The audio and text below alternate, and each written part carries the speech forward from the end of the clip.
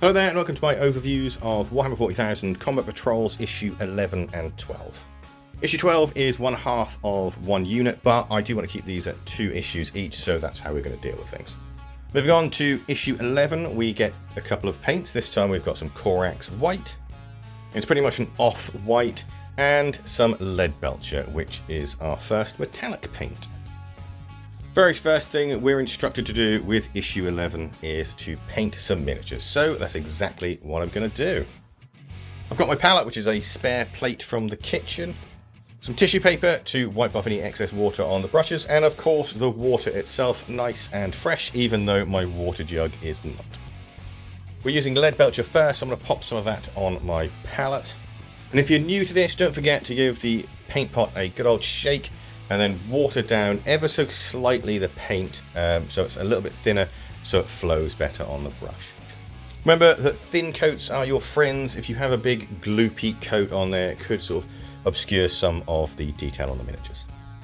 Then following the guide, I'm going to paint exactly where they want me to paint. This is pretty much just a paint that you're going to use for the Space Marine, so you haven't got to worry about getting your nids out.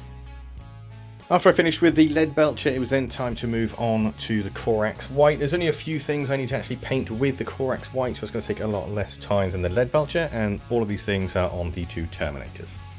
I'm not a big fan of Corax white. Quite often, whenever I've used it before, it's been quite gloopy and needed to be thinned down more often than not, but this paint pot seems absolutely fine. So I plopped some on my palette and then got to work. This section didn't take too long at all. In fact, it only took around about 10 minutes to give everything a couple of coats. Then we go more into the lore. I'm going to have a quick look at the Adeptus Mechanicus. They're not part of the Combat Patrol, but it's nice to see them represented.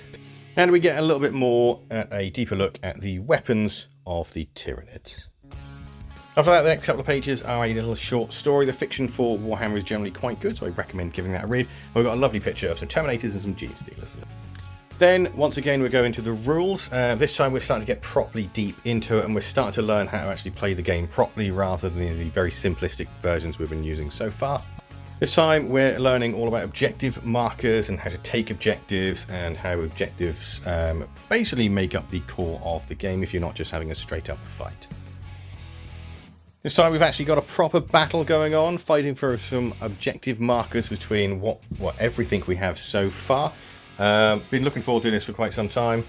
Next couple of pages are basically examples of what the Space Marine player and the Tyranid player should really think about doing during their turns, but other than that it's pretty much just a free-for-all where you can do whatever you like. You can play the game however you wish. On the final page they actually give us some objective markers to cut out, along with some actual sort of victory points to keep track of how well we're doing. So, for the battle, we've got our newly, freshly painted Space Marine Captain, our Librarian, and our Infernus squad. On the side of the Tyranids, we've got our Tyranid Prime, our Von Ryan Leapers, our Barb Gaunts, and our 10 Termagants. Also, we're going to need our data cards, our dice, our ruler, and our brand new set of tokens. So, for the magazine, it recommends the Space Marine player goes first. That's exactly what we're going to do, and we're going to roughly follow their examples just to kick things going and so we can get used to how actual full games of Warhammer 40,000 work. After the moving, we kicked off with a little bit of shooting, and unfortunately the Space Marines only did a little bit of damage to the Termagant unit. It was very quickly the Tyranid turn after that, and everything moved up and forward towards their respective objectives. Then some charging, with the Von Ryan Leapers spectacularly failing to charge. And so the battle went back and forth for 5 turns, and even though the Space Marines actually had more Marines left on the board, the Tyranids did win by 5 victory points. Even though there are still a few rules missing, this is actually the first time it really does feel like we're actually playing Warhammer 40,000 properly. Moving on to issue 12, this is one half of a Terminator unit, so you need to make sure that if you are collecting these individually, you'll be able to pick up the rest of the sprues. Now, because I get mine in a monthly lump, I do actually have the bases as well, because this issue does not come with the bases, just the sprue. Once again, like every issue so far, we've actually got models. The very first thing to do is how to stick those models together. This time it covers 4 pages, and you will have to make sure you keep hold of this for the next issue.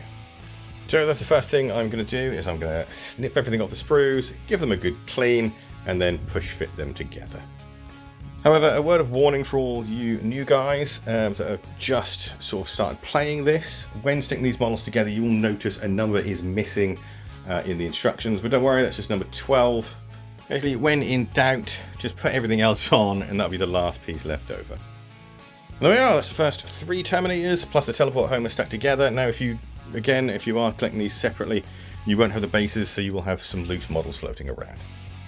After the build portion, we've then got some more lore. This time we're diving straight into the Space Marines and their weapons. Lots of lovely artwork and some fantastic shots of Games Workshop's miniatures. And then finally, a quick look at the more common Space Marine melee weapons. This is followed by some more rules. Now, this time we're covering battle shock tests and how that does affect the game. Basically, if half your unit's missing and you fail the test, you can no longer capture objectives. And to get players used to that mechanic, the next mission we've got is another objective-based mission. This time it's encouraging you and trying to remind you to use those battle shock rules. We get 4 pages of basically examples and a rough idea explaining how both Space Marine and Tyranid players should be playing the game. Once again, as ever, this is filled with some victory blurb. So everything was set up as it should be. I actually managed to use my board because that was set up for an actual game of 40k last night. So I roughly followed what was recommended in the actual sort of magazine itself, moving a few things forward. I didn't advance the Terminators, I decided to actually have them shoot instead. The Nids then advanced. They were pretty much unscathed from the small amount of shooting that actually happened. And pretty much everything was bearing down on the Space Marines. Sadly though, none of the Tyranid weapons could really actually crack any of the Space Marines' armour. I got a wound, or a couple of wounds, on the Space Marine captain, but that was pretty much it. Throughout the game it was very back and forth, although the Tyranids did take most of the casualties. It's very hard to crack Terminator armour, and the only unit that was really successful to actually do pretty much any damage was the Von Ryan Leapers. However, the game did end in a draw, both armies only managing to score 5 victory points each. So a quick sneak peek at the back of the book. Obviously we've got the rest of the Terminators and then 2 more paints for the next video. So these 2 issues have been okay. The paints are obviously never worth £10. You can always get them a lot cheaper, but £20 for 5 Terminators is pretty good. However, splitting up the units into 2 issues must be an absolute nightmare for those people that aren't subscribing, because of course if you miss just 1 issue, then you've missed half the unit, or in this case you've missed the Terminator bases. It's nice to see the paint jobs are coming along, and I'm very much hopeful that they're front-loading the magazine with the paints. If you like this video and you want to see what comes in the next 2 issues, give the channel a subscribe, the video a like, and I'll see you next time. Thank you so much for watching. Goodbye for now.